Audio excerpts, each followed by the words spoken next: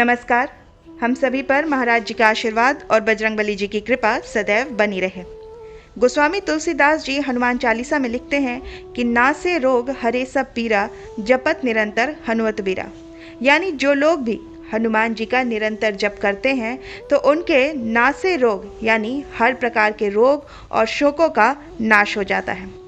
किसी प्रकार की भी कोई पीड़ा नहीं रहती और जीवन में सुख समृद्धि का आगमन होता है। लेकिन यहाँ शर्त यह है कि जपत निरंतर हनुमत बीरा होना चाहिए। अब प्रश्न ये उठता है कि हम सब तो सांसारिक लोग हैं, अपने अपने कामों में व्यस्त होते हैं, तो हर समय हनुमान जी का चिंतन कैसे हो सकता है। मंदिरों में हम जब होते हैं या हनुमान जी से संबंधित किसी चर्चा में जब हम होते हैं, जब हनुमान जी की हम बातें सुन रहे होते हैं, तब तक तो ठीक है, हनुमान जी हमारे चिंतन में होते हैं, उनका भीतर ही भीतर जब भी चल रहा होता है, जपत निरंतर हनुमत बीरा यहाँ हो रहा है।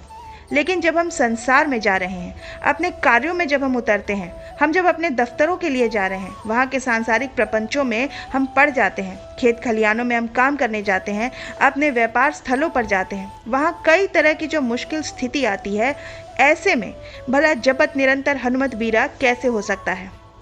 तो रहीम कहते हैं कि अब रहीम मुश्किल भयो टेढ़े दो काम, साँचे से तो जग नहीं और झूठे मिले न राम।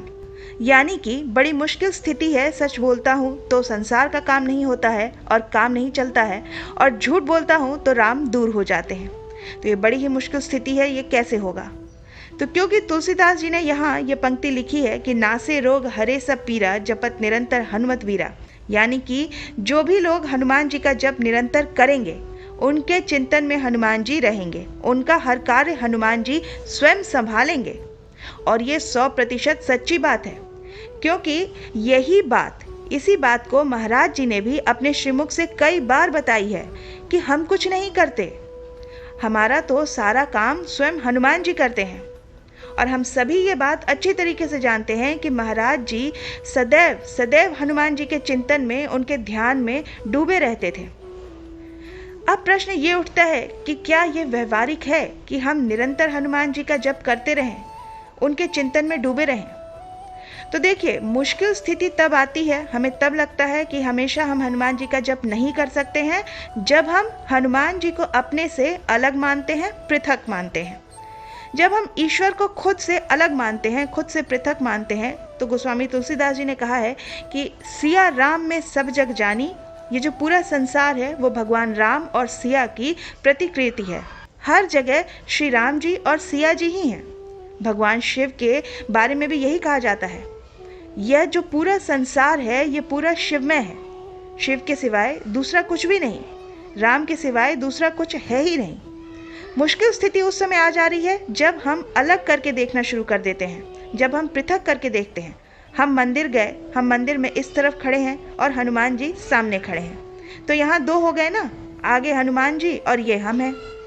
तो जब ये पृथकता का बोध होता है, तब फिर जपत निरंतर हनुमत बीरा में मुश्किल आने लगती है, फिर हमेशा जप में दिक्कत होने लगेगी। तो इसका निदान आदि शंकराचार्य जी ने बताया है। उन्होंने जो निदान बताया है वो मैं आपको बताती हूँ। आदि शंकराचार्य जी कहते हैं कि सांसारिक लोगों के लिए ये तो बहुत ही सरल है, हम लोगों ने इसे कठिन मान लिया है, परंतु ये बहुत सरल है। आदि शंकराचार्य जी भगवान शिव से कहते हैं कि हे शिव, जब पूरा संसार शिवमय है, जब पूरा संसार राममय है, तो मैं अलग कहाँ हूँ, मैं पृथक कहाँ हूँ। मेरी जो आत्मा है वो आप हैं, और जो माता पार्वती हैं वो मेरी मति हैं, यानी वो मेरी बुद्धि हैं। आपके जो गण हैं वो मेरे प्राण हैं। हे शिव, ये जो मेरा शरीर है यही आपका घर है, यही आपका मंदिर है। मंदिर कहीं और नहीं है, ये जो मेरा शरीर है यही तो आपका मंदिर है। और तमाम तरह की वस्तुएं हमारे इर्द गिर्द रहती हैं उपभोग के लिए, ये सब आपके पूजन की सामग्री हैं। मैं जब निंद्रावस्था में जाता हूँ, मुझे जब नींद आती है, तो यही आपकी समाधि है भगवान शिव। मेरे पास इतना समय कहाँ कि मैं आपके मंदिर आ सकूं, मैं आपका निरंतर अलग हट करके जप कर सकूं। तो इसी क्रियाकलाप में, जिस जीवन को हम जी रहे हैं, इसी क्रियाकलाप में, इसी में यह सारी पूजा आपकी चलती रहेगी। मैं जब निंद्रा की अवस्था में होता हूँ तो यही आपकी समाधि होती है। मेरे पाँव जब चलते फिरते हैं, अपने कार्यस्थल तक जाते हैं, खेत खलिहानों तक जाते हैं, व्यापार स्थल तक जाते हैं, ऑफिस में, दफ्तर से लौटकर जब हम घर आते हैं, ये जो आना जाना चलता रहता है, यही तो आपकी परिक्रमा है। और जो कुछ भी मैं अपने बंधु बांधवों से बात करता हूँ, अपने भाई बहनों से, अपने माता पिता से, अपनी पत्नी से, अपने बच्चों से, जो कुछ भी मैं बातें कर रहा हूँ, यही आपके श्लोक हैं, यही आपका मंत्र है।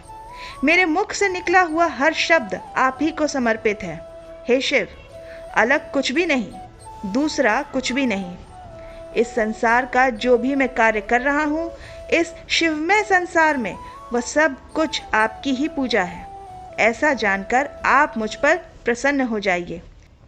और यही जपत निरंतर हनुमत बीरा है, क्योंकि हम पृथक मान के चलते हैं। जब हमारी बुद्धि स्वयं माँ पार्वती हो जाती हैं, तो फिर हमें जब सद्बुद्धि आने लग जाती है, तो हम जो भी कार्य करते हैं उसमें सन्मार्ग से फिर हटने का कोई सवाल पैदा ही नहीं होता।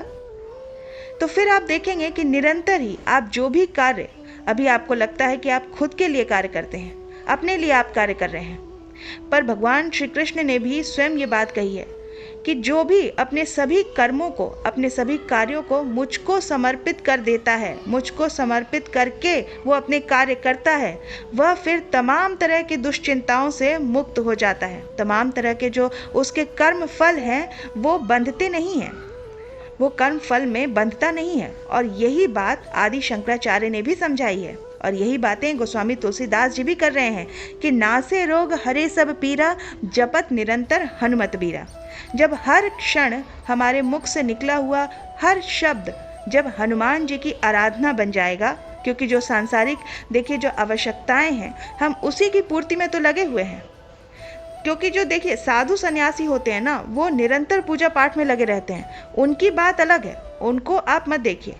जो लोग संसार में हैं, जो सांसारिक कार्यों में जिनको प्रवृत्त होना पड़ रहा है, तमाम तरह की माया प्रपंचों के बीच में जिनको रहना पड़ता है, उनकी मति अगर गिरजामयी हो जाती है, यानी कि माँ पार्वती जिनकी बुद्धि बन जाती हैं, जो सन्मार्ग पर चलने लगते हैं, इस भांति से जो अपना कर्म करेंगे, जो अपना कर्तव्य निभाएंगे, तो यही तो भगवान शिव की पूजा है। ये आदि शंकराचार्य जी इसको बड़े ही सुलभ करके, बड़े ही आसान शब्दों में उन्होंने समझाया है। इसलिए हनुमान जी का काफ़ी निरंतर जप चल सकता है, चिंतन चल सकता है। आप हनुमान जी को अलग करके मत देखिए, उनको अपने से पृथक मत मानिए। हनुमान जी के प्रेरणा से ही सब हो रहा है, हनुमान जी की कृपा से ही सब संभव हो जा रहा है। हर कदम जो हम उठा रहे हैं वो हनुमान जी के लिए ही उठा रहे हैं, और इसी भाव को गोस्वामी तुलसीदास जी ने जपत निरंतर हनुमत बीरा में ऐसा बताया है। तो जिनके भी मन में भी निरंतर हनुमान जी का नाम चलते रहता है, इस भांति इस भाव से वो इस संसार को देखते हैं कि सब कुछ हनुमान जी के लिए ही वो कर रहे हैं, इस भाव से संसार के सारे कार्यों का वो निष्पादन करते हैं, उनके लिए फिर अलग से किसी भी जप को करने की आवश्यकता नहीं होती। वो तो देखिए हम सुबह स्नान आदि क्रिया से निवृत्त हो करके, धूप बाती दिखा करके, एक नियमों के तहत तो हम हनुमान जी की जो आराधना करते हैं वो तो हम करते ही हैं, लेकिन ये आराधना तो निरंतर चल सकती है। आप किसी भी कार्य में हैं, आप करके देखिएगा। आप जैसे ही हनुमान जी से एकाग्रता स्थापित करेंगे, उनसे प्रार्थना करेंगे कि हम उनसे अलग नहीं हैं, हम और वो एक ही हैं। देखिए गोस्वामी तुलसीदास जी ने ये बात बताई है कि सोई जानू जिसे देहु जनाई, यानी आपको वही जान सकता है जिसे आप जनाना चाहते हैं, और जानत तुम ही हो जाई, और जो आपको जान लेता है वो आप जैसा ही हो जाता है, ऐसा तुलसीदास जी ने लिखा है। तो जपत निरंतर हनुमत बीरा आप कर सकते हैं, हमेशा कर सकते हैं, अगर इस भाव से हनुमान जी का आप सुमिरन करें। क्योंकि हनुमान जी का आप सुमिरन जब करना शुरू करेंगे, आपको ऐसी वो आपके मन की स्थिति बना देंगे, आपको ऐसा सन्मार्ग दिखाएंगे कि इन तमाम प्रपंचों से वो आपको अलग तो रखेंगे ही रखेंगे, तमाम तरह की परेशानियों से भी आपको दूर रखेंगे, और आपके जीवन में सब कुछ सुगम कर देंगे। इसलिए गोस्वामी जी के जो शब्द हैं उसको इस तरह से समझने की आवश्यकता है कि जपत निरंतर हनुमत बीरा का ये अर्थ है कि जब आप हनुमान जी के निरंतर जप करते हैं तो आपके जीवन में सब कुछ आसान हो जाएगा, और रोग शोक व्याधियाँ सब आपके जीवन से दूर हो जाएंगी। आप सन्मार्ग के रास्ते पर चलेंगे और निश्चित तौर पर सफलता आपके कदम चूमेगी।